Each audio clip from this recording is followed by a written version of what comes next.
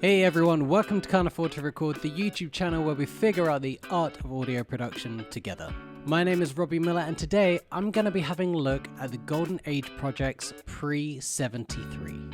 If you're new here, then thanks for stopping by and checking out this video. Hey, if you are looking to learn more about audio production, then why don't you join me right here on this channel? I am figuring it out. I am trying to learn as I go. The things that really interest me, I do research on, and then I do videos on about what I've learned. Sometimes I get it right, sometimes I get it wrong, but that is the whole idea of learning, isn't it? So if you feel like you're in a similar position to me and you find the videos that I make interesting, then perhaps you might want to consider subscribing and joining me right here on Can't Afford to Record. So this is a relatively new purchase for me. I decided to get a preamp or an external preamp because I wanted to have the ability to get more out of what I was recording. And my Focusrite Scarlett interface has been so good and it continues to run great for me. I really love it. Very easy to use. But after doing some reading, the preamps in it, although aren't bad, are very generic and transparent, which is a good thing because you don't really necessarily want your interface coloring your sound, which is why you might buy an external preamp to get a slightly different feel. So after doing a lot of research and trying to look at, okay, well, if I'm going to buy a preamp, which one should I get? It seemed a lot of people, actually an overwhelming amount of people, really recommend the Golden Age Project's Pre-73.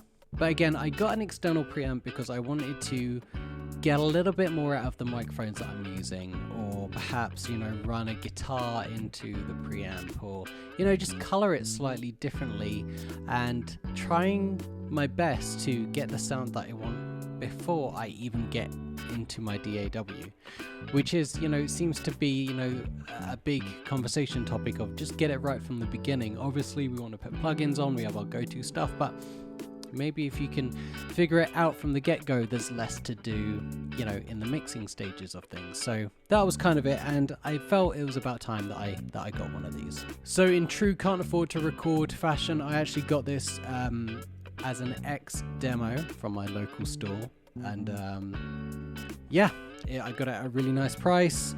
And I thought I'd just quickly talk you through the bits on this preamp as I understand them. If you are thinking about getting a Golden Age Project's Pre-73 like this one, then this might give you a little bit of an idea of what to expect when you get it. The first thing to mention is that this is based on the Neve 1073 preamps. I can't really put my finger on what a Neve sound is. I don't think for me, it's not quite like recognizing, that track that has a Fender reverb amp on it, or you can just tell that that guitar is going through a JCM 800. For me, it's not so easy to even, I guess pick out that, that's this sound, that's a Neve sound, that's an SSL sound. I'm sure there's some people out there that can definitely do that, but I'm not one of those people yet. So the first thing I would say is, if you don't know what a Neve 1073 is meant to sound like, but you are interested in getting one of these because you've read other people have them, or you are looking for just an external preamp, build quality wise and just the quality of the switches and everything feels very, very good to me. It feels like this will stand the test of time. Things to expect: you've got a mic and line option, so you can plug a microphone in. Obviously you can plug just like a bass guitar in and do a DI. You've got phantom power. You've got some cool boosts here. You've got Air 1 and Air 2, and that boosts around about 30k with either 3 dB or 6 dB, which is pretty cool. You have a couple of high pass slopes, depending on how drastic you want that. This is where, obviously where we're looking to color the sound. If you have a really high output but a really low gain, you're not going to get a very colored sound. It's going to be pretty transparent, but maybe exactly what you're looking for.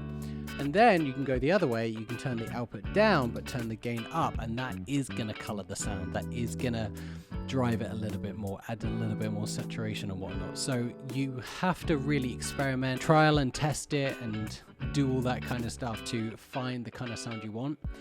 And then of course, with hardware and this kind of stuff, you got to remember where those controls were. So from one session to the next, if you change the bass sound, but then you need to go back and redo the bass, you need to be able to remember where that was. So take lots of pictures as you're working with your outboard gear, or your preamps, I should say, so you remember what you had it as. But as always, I recorded a little jam for a test this week. So basically what I'm doing is I have got my guitar that's going straight into my Focusrite Scarlett interface, and I've done the track just through that. And then I've also done another take playing the same thing, but they are two separate takes where the guitar is going into the preamp, which is then going into the Focusrite.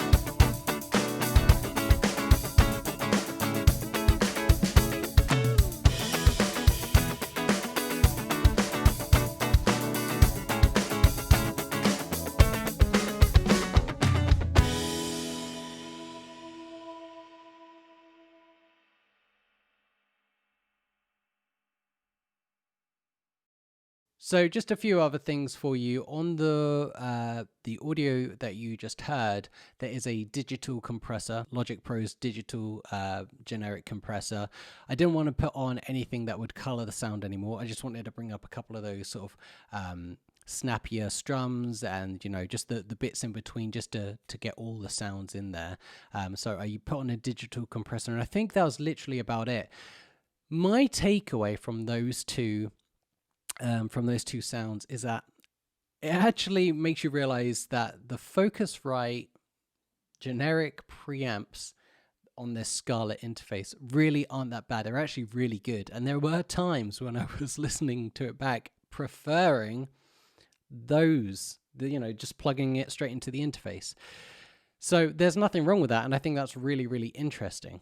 I can hear a difference. I think that the Golden Age adds a little bit more of low mids into the sound, and that is where the color's coming from. And that's just the most important thing to sort of notice here, is that you're not going to be able to change your Focusrite preamp sound that much. If anything, I guess turning it up, you will eventually get some, clipping or distortion there. But for the most part, that isn't going to change sound-wise. It's very transparent. The Golden Age project, that is where you can get a little bit more interesting. You can change the high pass filter slope. You can push the gain up to color the sound. You can have the gain really low, so you're not coloring the sound so much.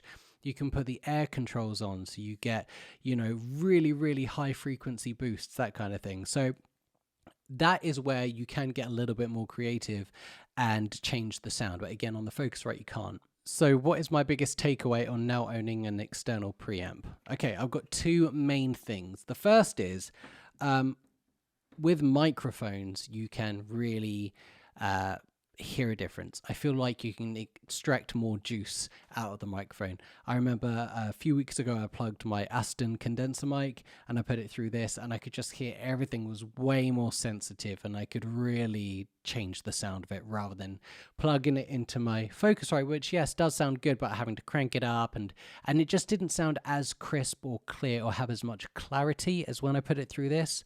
So I think with the microphones, it really, like I say, you just get a little bit more juice out of them. So that was my biggest takeaway with that. The last thing I would say is, after now having one of these, I want another one. I want another one so I can track two things at the same time through a preamp.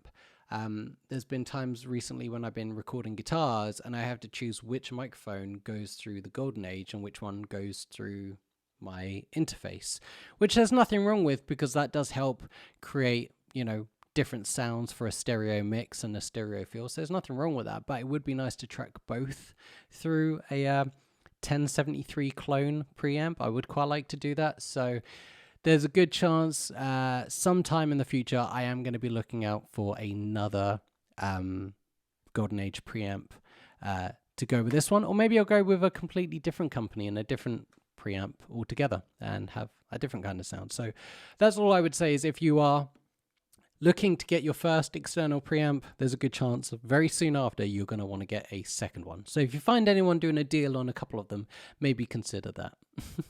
I think that's it from me today. Let me know, do you use one of these preamps? And if so, what do you use it on? Do you use it on vocals? Do you use it on guitars? Do you use it on drums? Do you just have one of them? Do you have 10 of them? Let me know in the comments below how you use your golden age preamp, and if you use any other companies to look out for as well. Well, that's it from me today. Thank you so much for watching this video. If you like it, consider leaving a thumbs up. If you like it even more than that, then maybe you might want to join me here on Can't Afford to Record and subscribe to the channel. It'd be great to have you here. Otherwise, I'll see you guys again very soon.